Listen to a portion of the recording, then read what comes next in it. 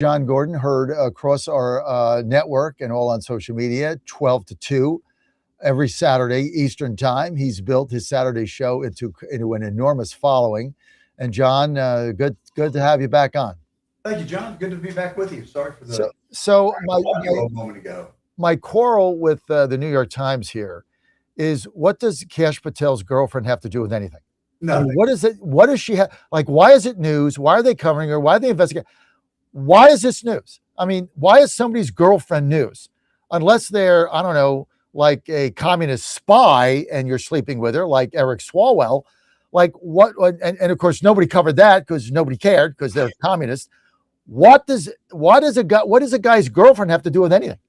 Absolutely nothing. What it has to do with is Kash Patel is doing his job, and he's starting to finally hold people accountable. And I mean, I can sense a difference just since Todd Blanche came into the office as acting attorney general. And I don't know if you saw the press conference yesterday with him and Kash, but it had a different tone and a different air about it. And what I sensed was accountability. So now, what choice does the deep state have but to go after Kash Patel? So they planted this story that he showed up for work drunk and couldn't get into the building, and that he thought that he had been fired, and it was all a lie. It was just Russia reinvented, and it's because Kash is doing his job. And I've been I had cooled on Kash, but my approval rating of him has gone up dramatically just in the last 2 days. Well, listen, I think he's made some mistakes in judgment. I just want to. It was kind of like Pam Bondi, who's a very close friend of mine. I love her to death, but going on Fox News every day, it's not good judgment, right? Go do your job, and get off the TV screen. And I think for Director Patel, I think going to the U.S. hockey finals and yucking it up with the players, at 9 in the morning Eastern time, it's just not a good look. And you've got to have a little more judgment on things of this nature. I mean, you take a job like this, it doesn't avail you to go yucking it up and having, beers with the hockey players at 9 a.m. Eastern time, even though that was in the afternoon in Italy. It's just not a good look. And some of the other, flying around on jets with your girlfriend, first class seats. I mean, it's kind of like the Kristi Noem thing. I mean, you want to take this job, take the job serious. We want to see you get in at 6, go home at 8, work your 14 hours a day like everybody else, and roll up your sleeves. And we don't want to see you flying around on, vacations. It just doesn't. John, it's not a good look. Well, it's hard to disagree with that. I was trained as a lawyer, so I can argue either side. Which would you like me to take? I think there is merit to seeing high-level government officials supporting our U.S. athletes, regardless of the venue. But the FBI director sloshing a beer may seem a little frivolous to most people. So I think you've got a valid point. I mean, I just don't think it's not helpful. I mean, my question with any of this stuff now going to the midterms is that going to get us a vote? If it's not helpful. If it is, then okay, I'm more favorable to it. I mean, I 100% agree. And if we don't get our act together, we're going to lose the midterms. It's my biggest fear. And if we lose the midterms, I fear we lose this country because we give power to the Democrats. And they act in very un-American ways, in my view, because they do not support the Constitution. They do not support the laws of our country, and they just lie. Their whole foundation is built on lies, and I'm just so sick of it. John, let's get to Dan. I want to get to cut 3. Here's Mark Elias, big Dem lawyer. Yeah. He was the guy behind the Russiagate and everything else. Here he is saying that the shift in mindset that Dems are going to use every lawful tool to oppose Trump is the way they should go. So they're taking bazookas to a gunfight. We're taking a ping pong ball. Roll it. 3.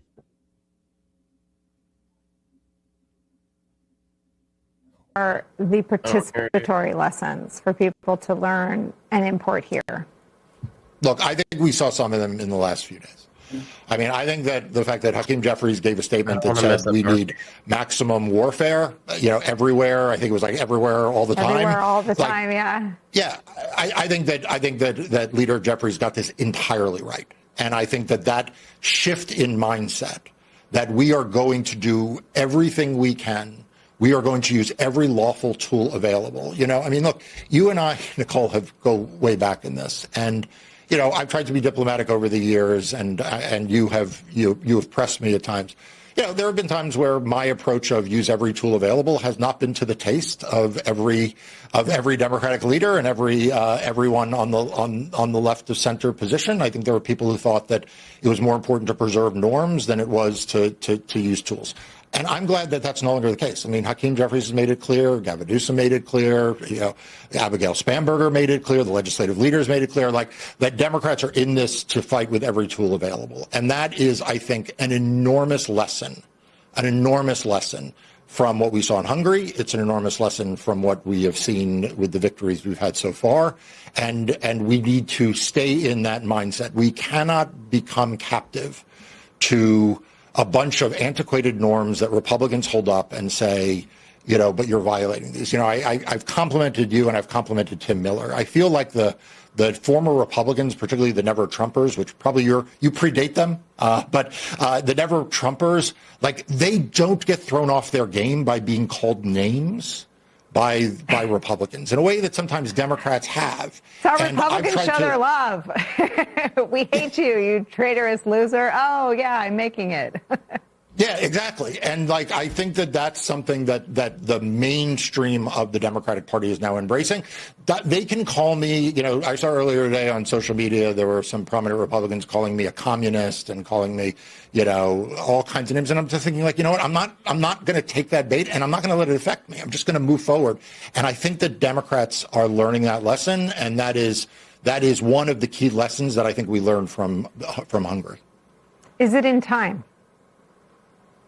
That's the big question. Look, I am not here to tell you that it's all going to naturally work out okay.